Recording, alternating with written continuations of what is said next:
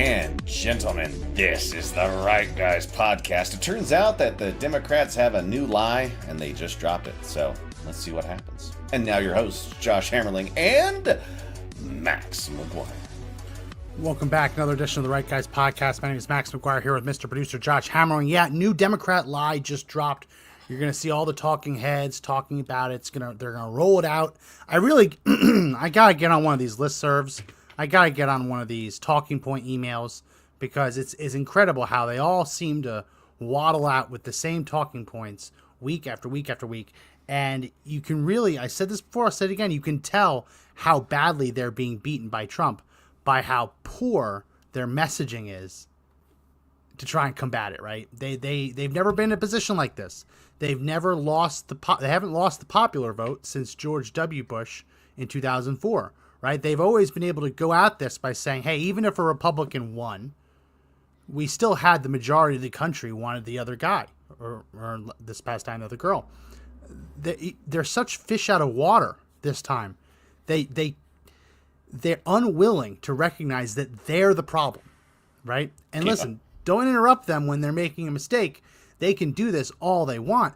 But the newest lie that we're being told is that Donald Trump's support is collapsing, that the American people are turning on him, that a month into his presidency, he's not going to get the honeymoon period that presidents always get, which is 100 days. He will be denied that because his approval ratings have plummeted.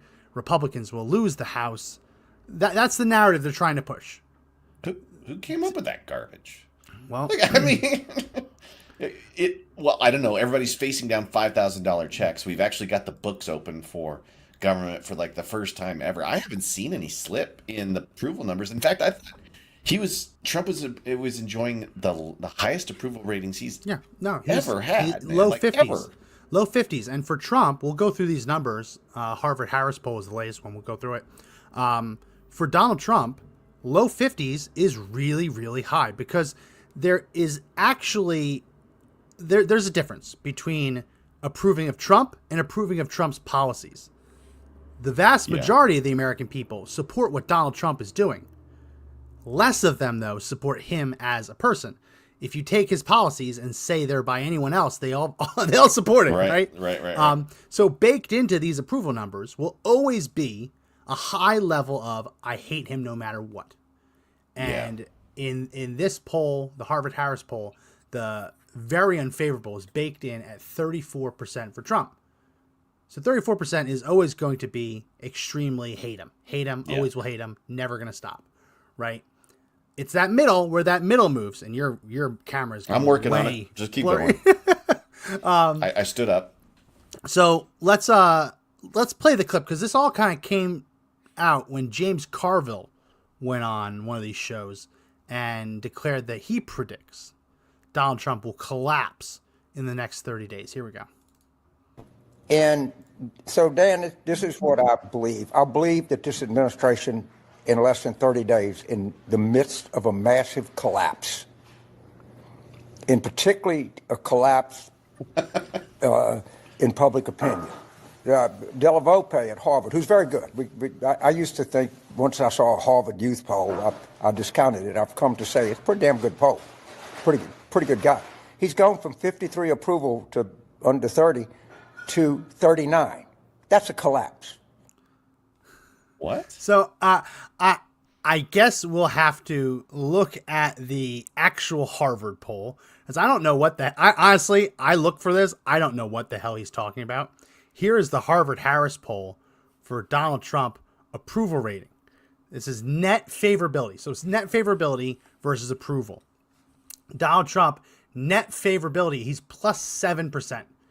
In this poll, he's 50% favorable, 43% unfavorable. Now, again, favorability, approval are a little bit different, right? You could approve of someone and not favor them. So there's always a couple points here, but 50%, I mean, where is this collapse that we're talking about?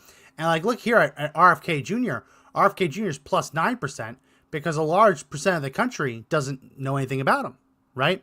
So that's Yeah. why you see the media rushing to try and brand him as this radical, this extremist. And it's heartening to see that even in the midst of all of that, he hasn't taken on water that much. But look here at Kamala Harris, 40% extremely very unfavorable, 13% unfavorable. Kamala Harris is underwater 14%. Joe Biden is underwater 24%. So this notion that the American people have turned on Trump is nonsense, right? There are going to be fluctuations plus or minus 1, 2, 3 here and there as different issues come about. But Donald Trump is still enjoying some of the highest favorability numbers he's ever had. Does it feel like they're trying to set up something in 30 days from now where they say, look, it was predicted that, he would have a plummet in the polls, and they just happen to put out a poll that shows him dropping like 4 or 5%. Right? I mean, they're just trying to make news up instead of actually trying to, report the truth about his approval. It just feels like it's kind of like one of those psyops where they're trying to create an artificial hate for the president. Yeah. That's what it feels like right now. And For sure. I mean, he's the cheerleader. But he's also the one who was saying that Joe Biden's fine. Joe Biden's with it, right? They all said that they were fine. Did you see that Jake Tapper's coming out with a book? Jake Tapper's coming out with a book chronicling Joe Biden's mental decline. Wasn't Joe Tapper the guy that sat there and said he was fine for years? Jake Tapper years. And I'm gonna download the video. Jake Tapper is one of the talking heads who was adamant that Joe Biden was not in mental decline. Here is wow. Like, I'm shocked by that. Here's the video. I think it makes little kids with stutters feel when they see you make a comment like that? First and foremost, I had no idea that Joe Biden ever suffered from a stutter. I think what we see on stage with Joe Biden, Jake, is very clearly a cognitive decline. Okay. That's what I'm referring to. It makes me uncomfortable. That's so amazing. It's so amazing to me that try and figure out an answer. A cognitive decline. Well, when you're trying to tell me that what I was suggesting was I think stuttering, that you were mocking his stutter. I think you were mocking his stutter, and I think you have absolutely no standing to diagnose somebody's cognitive decline. I would think that somebody in the Trump family would be more sensitive to people who do not have medical licenses. I forgot all about diagnosing politicians from afar. Plenty of people have diagnosed your father from afar, and I'm sure it offends you. Your father-in-law from afar. I'm sure it offends you. You don't have any standing to say. I'm not diagnosing him. What I'm saying, Jake, you just talked is about that a cognitive decline. It's not a diagnosis to say we all know. You don't need to be a zoologist to know that if it quacks like a duck, it's probably a duck, right? I mean, that doesn't take a master's or a PhD in zoology to figure it out. So he's over here saying there is absolutely no evidence that Joe Biden is experiencing any mental decline. But coming soon, May 20th, 2025, we have this book by Jake Tapper, Original Sin, President Biden's Decline, Its Cover-Up, and his disastrous choice to run again. Jake Tapper and Alex Thompson, Penguin Press, May 20th, 2025. So, listen, I write books. I enjoy it. I'm working on some books. They take a long time. I'd love to know when Jake Tapper changed his mind, going from you have absolutely no evidence of mental decline, to now getting Penguin to basically pay him to write a book about the mental decline. It's the biggest hypocrisy I've ever seen. Where does he get to write a book about the decline when he spent all of his time, like all of it, telling us how sharp he was? I guess there wasn't an election on the line. Maybe that's the whole reason he's going this route with it. Now he's trying to make a buck off of it too, and he probably knew at the time. So I mean, this is dirty. This is like swamp monster top tier level trolling. I mean, that's really what it is. It's just we actually know when he changed his mind, when Jake Tapper changed his mind. This is from CNN. He changed his mind the day after the election. Oh. The day after the election. Jake Wow. Tapper and Axios correspondent Alex Thompson decided to co-author a book about what had led to the Democrat Party defeat. The deeply sourced reporters found what they call a cover-up of the former president's serious decline. So they didn't announce the cover-up until the day after the election. See how that works? Yeah. Wow, dude, slimy. This is so slimy. It's gross. Deeply sourced reporters, deeply sourced, announced they have a book deal the day after the election chronicling the decline. They had to have known about it. Like, that you can't learn about this in a day Yeah. and get a book deal. Like, these things take months, right? They take months. Yeah. So what did they know, and when did they know it, and why were they lying to the American people about it, and why were they pushing back so forcefully against anyone who would dare call the duck a duck and say this man is clearly experiencing serious levels of mental decline? They had to have all of that in the back pocket. They had to have known, man. I mean, there's no way you It's just... Plan B. Yeah. Plan A, Joe Biden, Kamala Harris win. They get unfettered access. Plan B, they can at least roll out the book that talks about the cover-up and erases the part that they played in covering it up. Yeah. All right. Then now they get to control It's a win-win. about their participation in this. Because, man, he was pushing all this stuff clearly during the election, right? I mean, is that election interference from a... Like, is there anything anybody can do? I mean, it's just the biggest, slimiest thing. He lies on one side, now he's going to lie in another book. How could you even believe the book? I don't know. How could you possibly believe him? This is another one I want to talk about. This is a nobody, but this guy is parroting similar talking points. Now ignore the he, him in his Twitter bio, but this is another narrative that's starting to come out because Donald Trump held his first cabinet meeting today. Quote, Trump holds his first cabinet meeting today since taking power. He has golfed at least 9 documented times. Don't let anyone tell you Republicans are serious people. Well, the reason that Donald Trump had to hold his first cabinet meeting today and not 2 weeks ago is that Democrats have been blocking all of his cabinet nominees. I think there's actually still 1 or 2 left to be confirmed. Yeah. Donald Trump got the bulk of his cabinet 10, 11 days later than he did his first term because Democrats are using every parliamentary maneuver in the book to delay the votes. These people have the votes. It's an inevitable thing, but the Democrats are forcing the Senate to wait 30 hours in between each vote. Stretch that out, you can take a lot of time. They're going to have to bust through that. They're going to have to, because you can't fill all of the vacancies by spending 30 hours on each and every nominee. But yeah, that's the new narrative coming out. So the approval rating that they're saying is failing. It's not. Absolutely not failing, especially not in comparison to Kamala Harris and Joe Biden, who are minus 14, minus 24% respectively.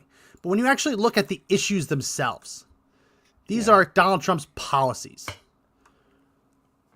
They asked them, do you support deporting immigrants who are here illegally and have committed crimes? 81% of the American people support that. 76% support undertaking a full-scale effort to find and eliminate fraud and waste in government expenditures. I'm big on it. 76% say closing the border with added security and policies that discourage illegal crossings. Build the wall. 69% support banning men who have undergone operations or hormones to become women, banning them from girls' sports. 68% support declaring that there are only 2 genders in all government forms and programs. Wow. 65% support getting rid of race preferences in hiring and the awarding of government contracts. End of DEI.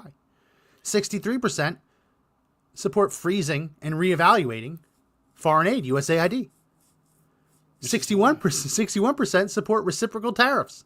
59% support cutting government expenditures even if they were already allocated by Congress. And 57% support ending the bans on offshore drilling that Joe Biden enacted in his final couple weeks in office. So when you look at what Donald Trump has actually done, and you ask the American people, do you support this? These major parts of his policies, right? He has 57 to 81% support on these things. Wow. They're just but the man, delusional. Wow. But Donald Trump, the man, you can never get away from the 34%. Trump derangement syndrome is real. Trump derangement syndrome is real. Look at this. 19%, only 19% of the country oppose deporting illegal alien criminals, right? But 34% hate Trump and don't want him in office. So see, you can never get past that. He will always have to take the slings and arrows because people hate him. Yeah. Some people love him. Most people like him, support him. But there's a lot of people who just hate him. Yeah, which even in light of the hate they have for him, he's doing things that they like.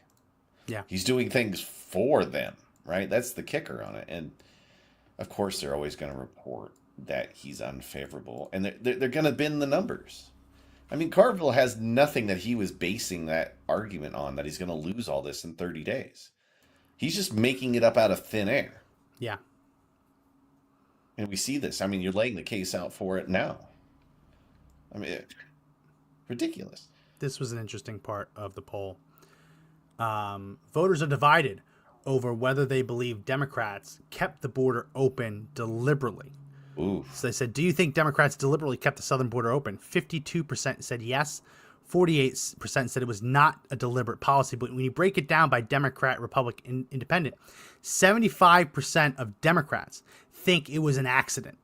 Oh, my goodness. That the border was kept open accidentally. No. That I guess someone sleptwalked and created the CBP1 app, right? Wow. And that was all an accident. Yeah. It was an accident to grant parole to pretty much every illegal alien that Border Patrol encountered. Catch and release. Catch and release. That was all accidental, right? Refusing to follow up on illegal aliens who are in state or local custody after they had been convicted Free or flights. crimes. Yeah. Buying them the plane flights into the United States, dropping them off in sanctuary states in the dead of night, right? Those flights into New York, without ID, Rochester. Yeah, dead of night. That was all an accident. Yeah, no. How do you negotiate with these people? How do you negotiate with a party that, according to this Harvard-Harris poll, 75% of them believe that the Biden-Harris border policy was accidentally kept open? I mean, so Josh, they welded the gates in the border wall. Donald Trump built a border wall. There were floodgates. There were floodgates that are supposed to be opened and closed right before it rains. They opened them and welded them open. I remember that story.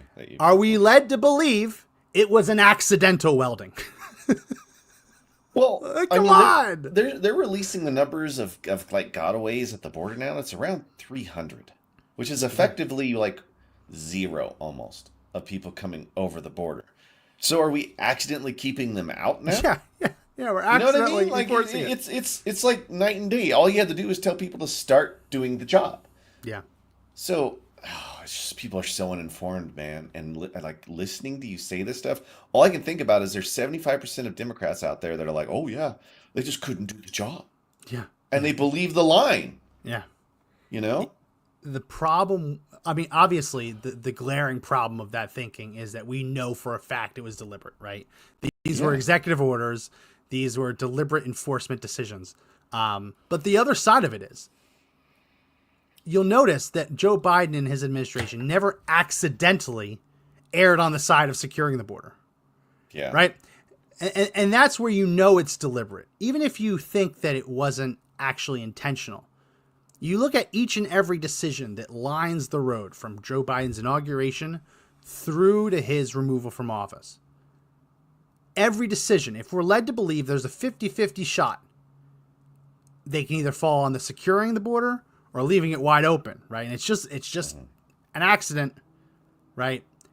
What are the odds that every single one of those supposedly 50-50 decisions all go towards the open the border? It'd be like trying to flip a coin 100 times and it landing on heads every time. I mean, it defies logic. At some point, if this wasn't intentional, Joe Biden and his team would have accidentally secured the border, even if just for a moment, right? Yeah. Yeah, and clearly it was no accident, man. We just laid out how they were flying them Yeah. over. I mean, there wasn't even a border. Like, there's no border crossing this because they're flying in. Oh, we accidentally chartered them a flight. We accidentally Oh, chartered them a flight. Oh, we accidentally put them up in a hotel. Oh, we well, let's accidentally gave them work permits. imagine Come now that on. Kamala Harris is president right now. Yeah.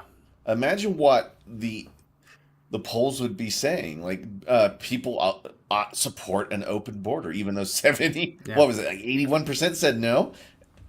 I mean, it's just crazy.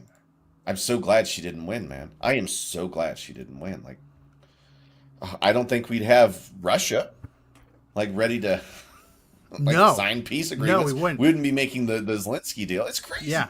And just to follow up, because we had our last two episodes, the baby Zelensky and then tiniest Zelensky.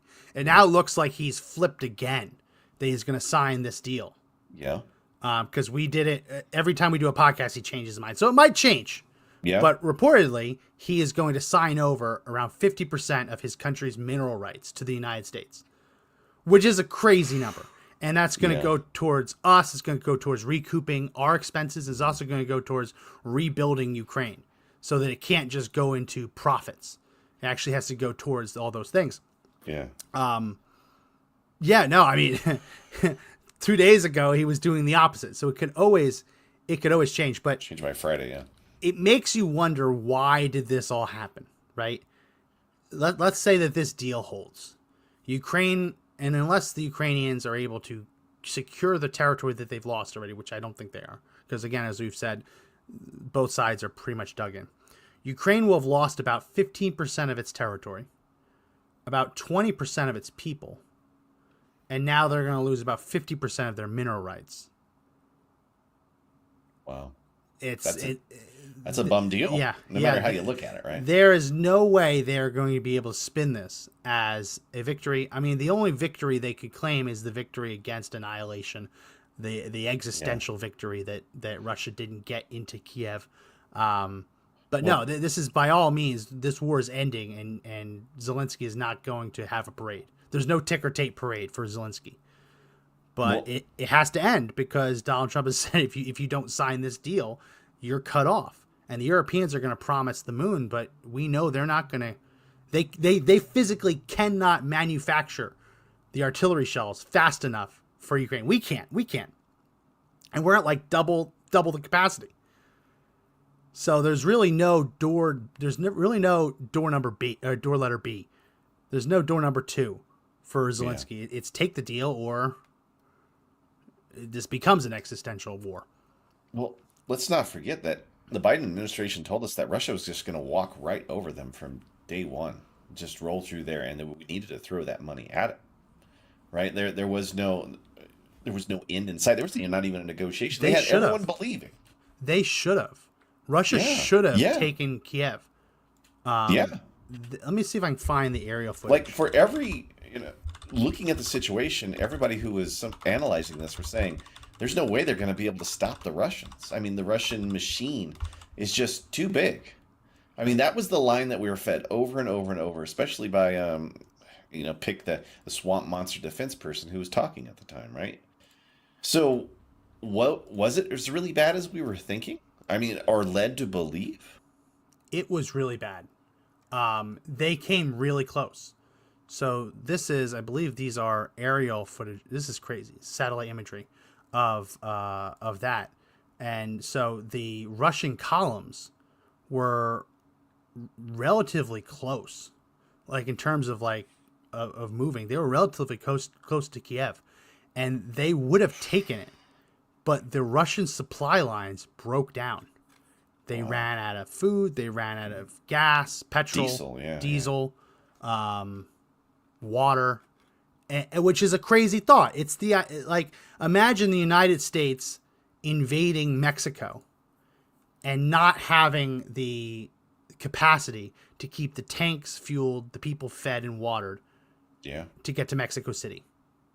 I mean, that's generally comparable. If the United States invaded Mexico and we ran out of gas before we reached Mexico City, that's basically what happened. Wow. Which leads us to where we're at now. and we threw hundreds of billions of dollars, and it just became kind of a war of attrition. Then it became a stalemate, and Joe Biden could have walked in and changed the outcomes of hundreds of millions of lives just by negotiating, and they didn't do it, Max. Why would they not even negotiate? They had at its longest, this convoy that was stopped dead in its tracks because it ran out of all of the fuel was 40 miles long. Oh my gosh! And just Think sitting about that. ducks. Yeah. I mean, if Ukraine had some A-10 Warthogs, I mean, this is what that plane was made for. Oh, Yeah. you're gonna line all your tanks in a row, yeah. Basically, anyone who doesn't know, the A-10 Warthog, they decided what aircraft. gun they wanted, and then they built the plane around the cannon. Yeah. But yeah, no, Ukraine isn't still here because of us. I mean, though our assistance has helped prevent this from happening again. Russian incompetence and poor supply chains largely stopped them from taking the city. They could have taken it. They could have taken it, and it would have been gruesome. It would have been terrible. But I mean, all these there was just opportunities there for the Biden administration to do something. Oh yeah. Why? I mean, do something. Maybe there was just a little bit too much money involved for the people who'd be negotiating, right? To actually want something to happen. Like, I really feel like the Bidens were so sold out that there was never really an effort or even a conversation inside their administration to do something about it. Here's the problem. When you build your whole narrative around moral superiority, how can you ever meet someone halfway? Right? How can you negotiate with a side that you're telling everyone is pure evil? Yeah. Right? So when you say like, oh, we are defending democracy, well, anything short of a Ukrainian complete and total victory would be an attack on democracy, which we know they're not all about, right? So when you talk in those complete absolutes, it makes it impossible to negotiate. It makes it impossible to meet someone halfway. And the same is true on the other side too. I mean, we know people who were adamant that Russia needed to invade Ukraine because there were veterinary laboratories that were studying diseases only to turn them into weapons. Sure. I remember. Which wasn't true. Yeah. So, like, we covered it. This is the reason I'm no longer with Conservative Daily, because I wanted to do a show kind of talking about that and explaining why a veterinary lab needs to have samples of anthrax and needs to study anthrax, because anthrax is a naturally occurring disease, and Ukraine has some of the worst outbreaks every year. They'll have equine anthrax. Yeah.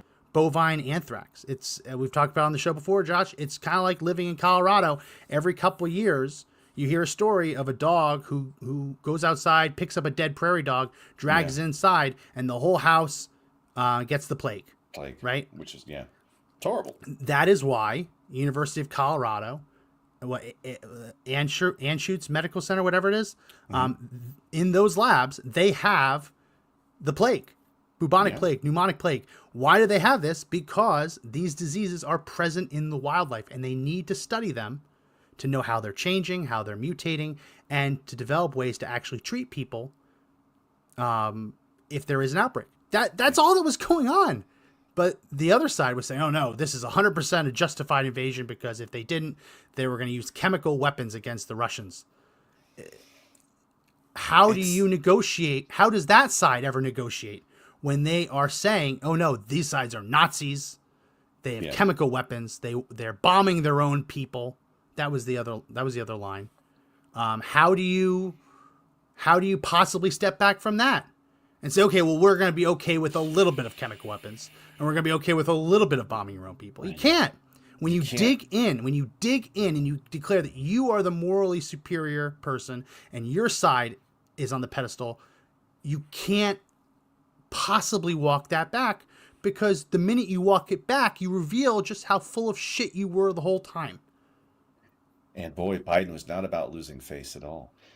But you do see the Trump administration starting to throw positive statements out there, especially Trump about Putin, right? Because in order to start a negotiation, you have to at least talk to that other side that you've spent 4 years demonizing, right? So, I mean, he's talk about an uphill battle the Biden administration left for the Trump administration to negotiate this deal. It's just crazy. And then people are going after Trump for calling Putin, who's the madman from the Biden administration, saying he's crazy. You can't go for it. There's no way you should be able to negotiate with this guy, right? No, the way they explain it, they don't want to negotiate with Russia until Putin's gone. It's not going to happen. And you can recognize that Putin's a bad dude, that he's done bad stuff. I mean, I think objectively, if you are a realist, you understand that he's doing what he's doing for two reasons. I believe, in one way, personal enrichment, right? Because him and the oligarchs are making a lot of money. But also, he's doing what he's doing because he wants to make his country better and stronger and larger and have more territory, right? When you refuse to look at it through the rational lens, and you say, oh no, he's just doing this because he's evil. He's just doing this because he is a maniac. Like, Putin is many things. He is extremely calculated. Watch the Tucker Carlson interview. I can't stand Putin. I don't want anything to do with him, obviously. But the dude's sitting there and Tucker's asking him, well, why do you invade Ukraine? And Putin's going all the way back to like Napoleonic times. He's like, well, let's explain the history of this land. Like, that is not someone who's just evil, right? That is someone who has a very rational basis for what he's doing. And when you refuse to even accept that, you can't negotiate with someone. How do you broker and mediate a deal when you don't believe that the other side has any interests other than being evil?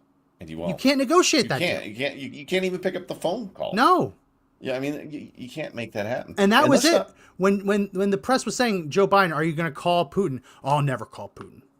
Like, I mean, that tells you everything you need to know right there. And let's not forget that Putin still has some deep hatred for the West after the fall of the Soviet Union. Like, he's gonna take every stab he can.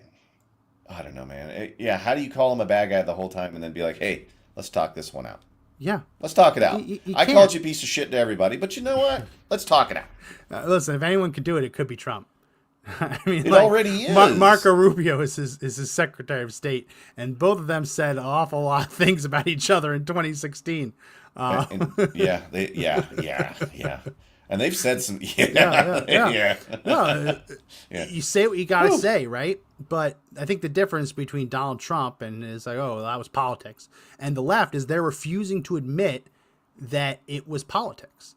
They're refusing to admit that it was all just a psyop, right? It was all just like, oh yeah, support us because we're the decent ones, we're the moral ones, we're the only ones that care about democracy. I wonder how much the Bidens made off the war.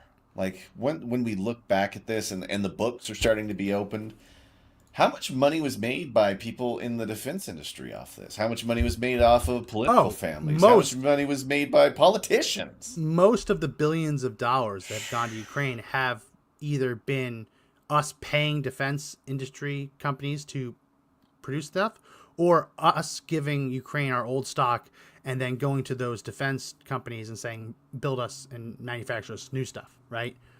So almost every dollar we've given, the majority of dollars that we've given them have in some way, shape, or form been funneled through the defense industry. But there's also others, like we are currently funding welfare for Ukrainian business owners and employees who lose their job as a result of fighting. Listen, I can't imagine what it'd be like to have a job one day and not have a job because a bomb fell through the roof of your employer. Business, right? That sucks. That would be terrible, right? Why is it the United States Congress funding that? Like, why? It's never made sense to me. Yeah. While we simultaneously say we don't have money for our own veterans on the street, we don't have money to tackle homelessness, right? We never have enough money for us. But the minute that someone else comes, oh yeah, you can solve this problem overseas. Oh, it's endless. Like even the bill yesterday, Josh, the bill that they're passing in Congress still has 60 some odd $billion for foreign aid.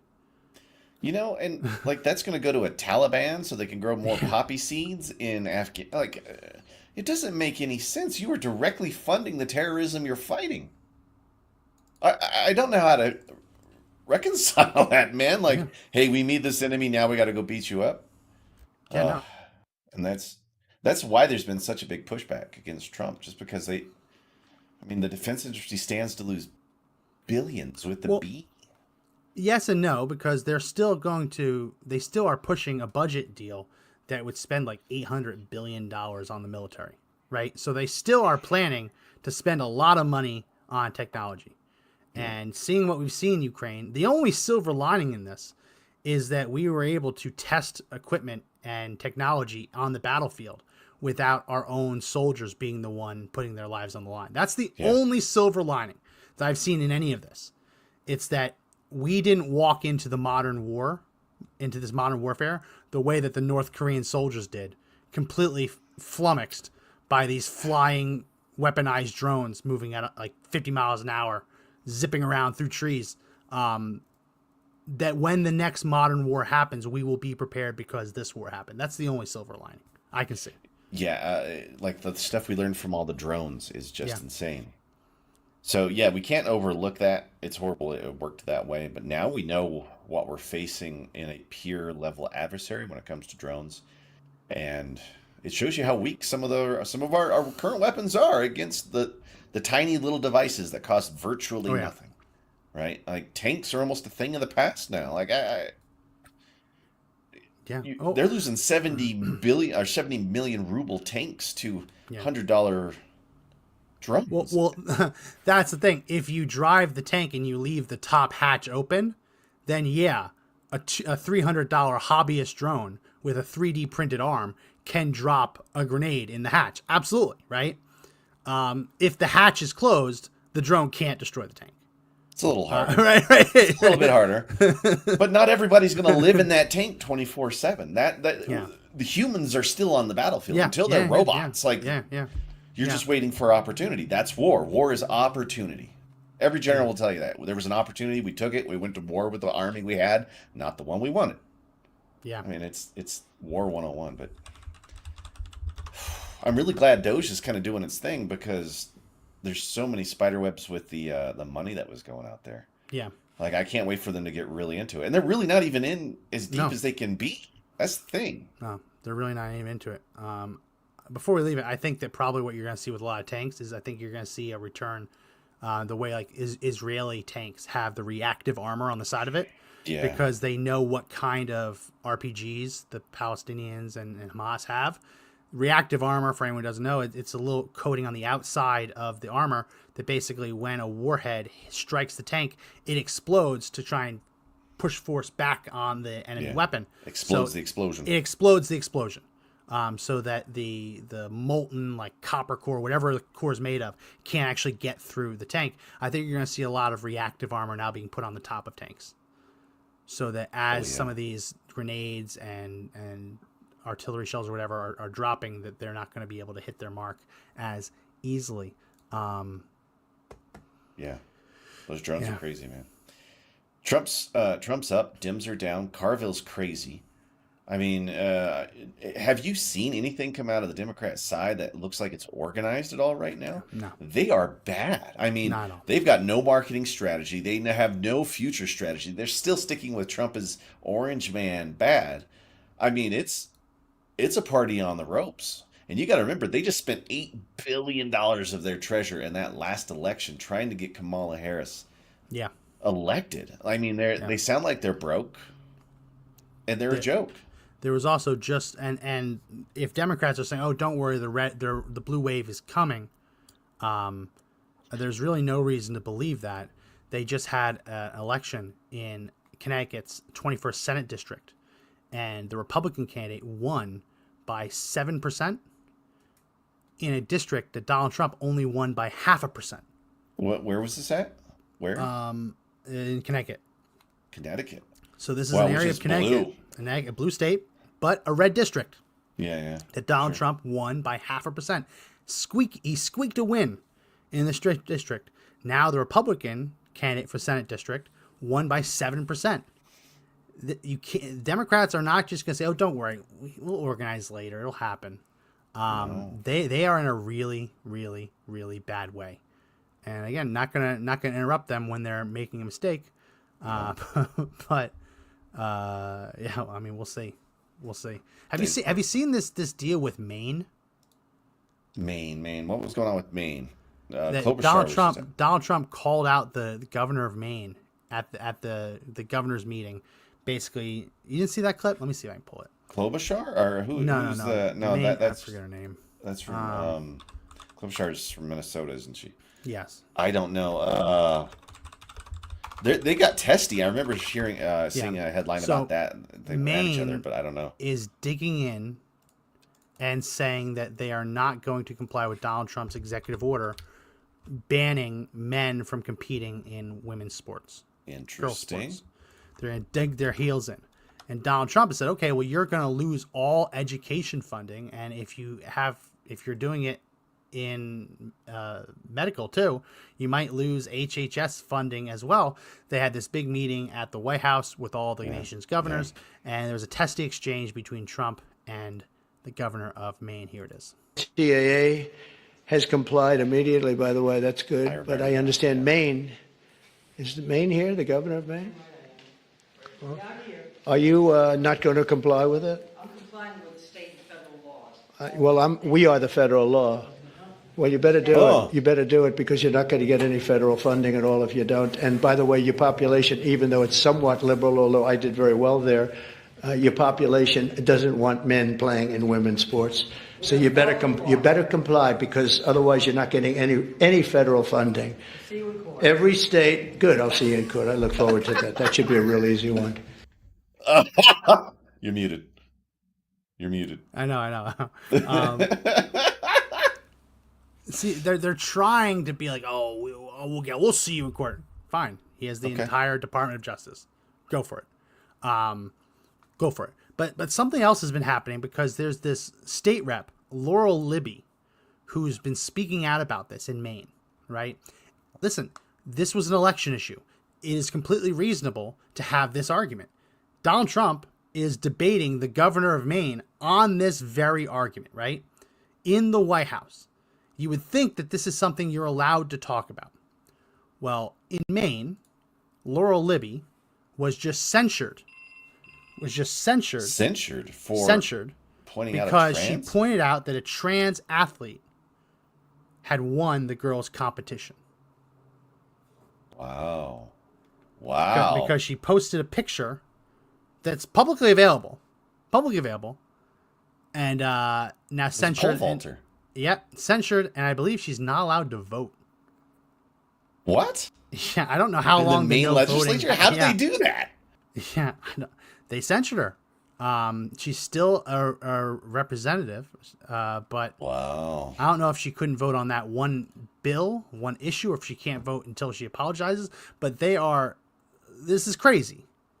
Like First Amendment, F you. I'm still a person that can post whatever I want. I mean, talk about having to take them to court now. Yeah. Of your own oh my gosh. I really like that he's got all the governors in the room and he didn't give a crap. He was ready to go hard after. Like he like, where's Maine? Like, we need to point this out. I'm willing in front of all the other governors, in front of the world, say, I'm calling you out. What you're doing is wrong. And like her best argument is we'll see you in court. Yeah, we'll see you in court. It's the same narrative. I'm following state law. Well, no, actually, state and federal law. And he goes, well, we are the federal law. Yeah. And these are really simple arguments, right? Title IX, whether you know Title IX or you just been at school, Title IX basically says that schools have to afford female students with opportunities, with athletic opportunities.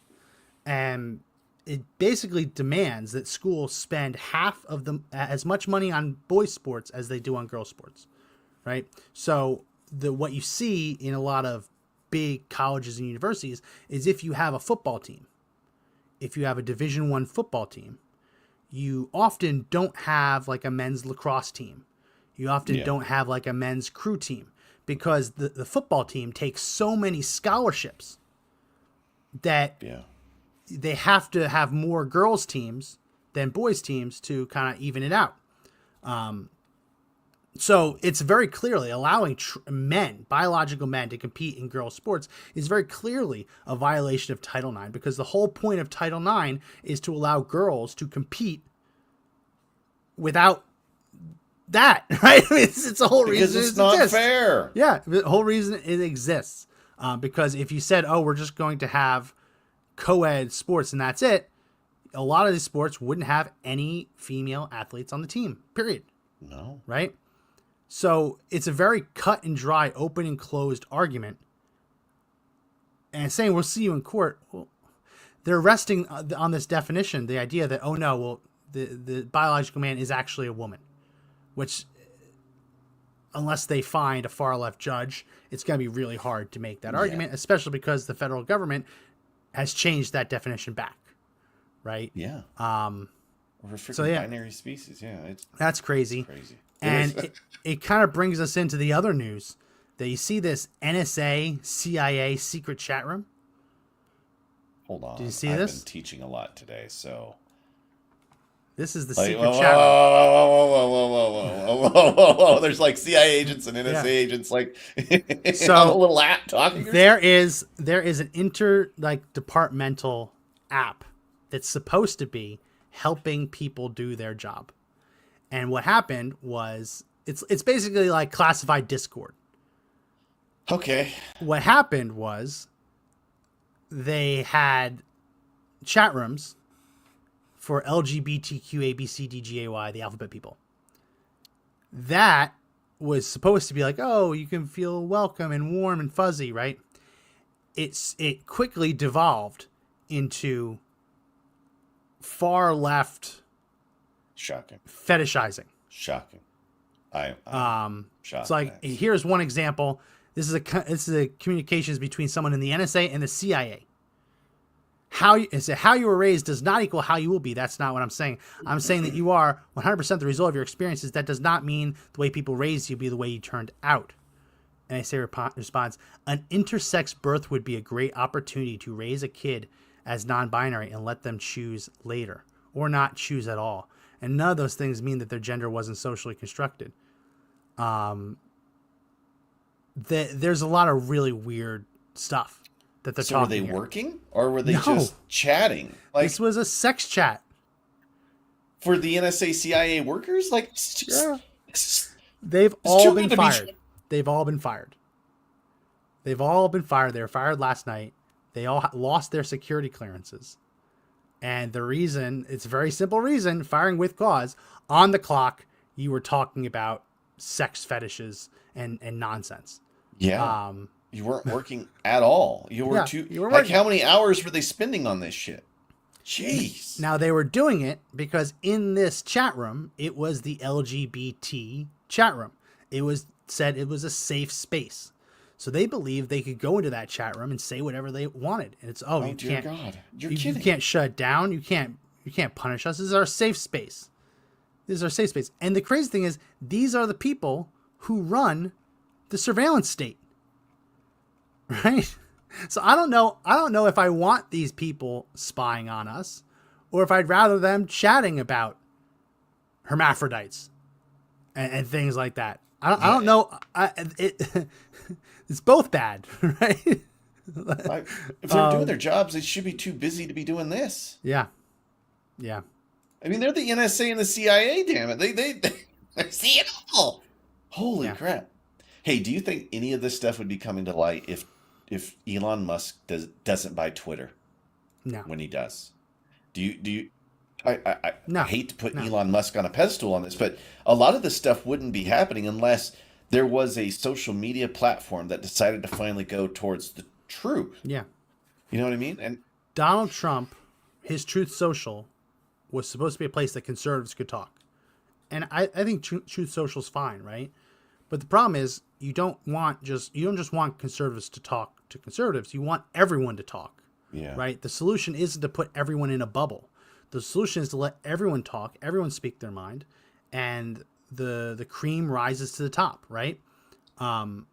Twitter, Elon Musk buying Twitter saved this country because it took the last bit of power away from the mainstream media. The mainstream media showed in 2020 they were going to put their finger on the scale and declare that, and social media too, put their finger on the scale and say, "Oh no, this cannot be an October surprise. We will not cover it. We will not allow you to share it. We will not even allow you to send a link in your messages to your friends." Yeah. That's what Facebook was doing. If you tried to link to it, I remember. it said, "No, sorry, this link cannot be shared." Without Twitter and the ability to freely share this stuff. Yes, some of it's bullshit. Some of it's ridiculous. There's still some crazies on the app. Fine, ignore them, right? That's the consequence of free speech. People are going to say stuff you don't like, but guess what? Yeah. The rest of us are going to have meaningful, thoughtful discussions. Yeah. But yeah, no, without that, you're right. Without that, there is no election. There is no country. There is no Trump second term. It unraveled everything. As soon as the control on media was lifted, when he bought Twitter, it changed everything, and it caused the panic to happen. I mean, it's even changed the way the Meta is organizing the way they do it. They're getting rid of the fact checkers, and they're going towards a truth platform, just like Elon Musk. I mean, it really did change everything that was out there. Otherwise, we would have gotten the same narrative over and over and over. I mean, Joe Biden might be president. Yeah. And I haven't seen any post presidency interviews from. I think you're right. President. I think that Joe Biden survives. I don't think Joe Biden is forced to do the interview without Twitter. Twitter doesn't exist. I don't think his administration declines far enough that he feels the need to actually have to debate Trump. Yeah, and it wouldn't have happened. It never would have existed. Everything would have been. I mean, the swamp monsters would still be in control. And now we have the swamp monsters running for their lives. I mean, McCabe must be sweating his balls off right now. I mean, James Comer, like some of the stuff he was saying was completely, I mean, it was audacious at points. It was wild, like the things he was saying about the administration. And that stuff doesn't come to light unless Donald Trump becomes president. And Donald Trump doesn't become president unless there was a shift in the social media. Remember the old saying, they're like, if you don't like the way it is, buy your own or make your own. So one dude buys his own and it changes everything. So be careful what you ask for. Yeah, no, for sure. Yeah. Anything else before we wrap up? Lots of stuff going on. Lots more stuff to cover in the rest of the week. Anything before I've just we wrap been up? watching the Pope's still hanging on. He might recover. Like, I'm hoping for a recovery. You know, pray for it. He's a recovery is one thing, but he is in serious decline. He can get better, but it's listen, everyone dies, right? Death comes for us all. It's sad. Even if you don't support the man, it's still sad to see. One more thing that is bugging me. The NFL is going to have some crazy different broadcast rules, and you're going to have to buy a lot of streaming if you want to start watching some NFL games, and that blows my mind. So the big three that used to carry all the games, Fox, CBS, NBC, they're not the big takers anymore. I saw that. It's a whole crazy change. MLB canceled its contract with ESPN. Saw that one too. Yeah. Pretty wild. They want to have their own app, their own streaming. I don't mind that as much. You're still going to have some local stuff. In recent years, I've gotten like the MLB pass or whatever it is. Because I live in Texas. I like the Yankees. So you kind of have to. Otherwise, you have to catch them only on the in-market games. No, there's going to be a realignment in all this stuff, and it's very annoying. The promise of, cut the cord and just stream. Well, I'm pretty sure I'm paying more now for internet and streaming than I ever was just for cable. Yeah. So, again, another be careful what you ask for, because you just might get it. That's all. It just shows you that the big broadcasters now just aren't what they used to be. Yeah. Their temples are crumbling, right? Their control on information is crumbling, and they do that in everything. The sports you watch, the kids' entertainment you watch, and if those things are gone, like we're everyone keeps saying this is a golden age. I hope it is. I want there to be a U.S. golden age that lasts for the next 2,000 years if we can, right? Yeah. And it starts by what you consume and who controls the power in media. So keep doing what you're doing, gang. I mean, it's changing. All right, well, that's it for this edition of the podcast. If you like it, subscribe, give us a thumbs up, like, and follow on X, on Rumble, on YouTube. We also have the audio edition of the podcast available everywhere audio podcasts are found. Even if you watch us live, go subscribe over there. That way you can listen. If you can't watch us, you can listen as you go about your day. That's it for this edition. My name is Max McGuire. I'm Josh Hammerling. Remember, the fight to take back our country is not over yet, but the only way we win is if we all stand up and fight together. See you next time.